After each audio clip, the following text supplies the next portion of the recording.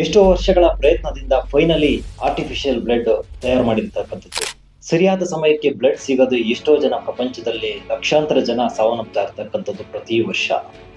ಜಪಾನ್ನ ಹಿರೋಮಿ ಸಕಾಯ್ ಎಂಬ scientist expire human blood ನಿಂದ ಹಿಮೋಗ್ಲೋಬಿನ್ ಬೇರ್ಪಡಿಸಿ ಆಕ್ಸಿಜನ್ ಕ್ಯಾರಿ ಮಾಡುವಂತಹ ಆರ್ಟಿಫಿಷಿಯಲ್ ರೆಡ್ ಬ್ಲಡ್ ಸೆಲ್ಸ್ ನ ತಯಾರು ಮಾಡಿದ್ದಾರೆ.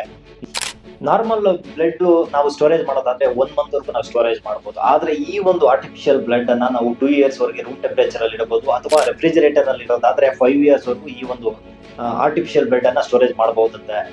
ಈ ಒಂದು ಬ್ಲಡ್ ಎಲ್ಲಾ ವರ್ಗದ ಒಂದು ಬ್ಲಡ್ ಗ್ರೂಪ್ ಸರಿ ಹೊಂದುತ್ತೆ.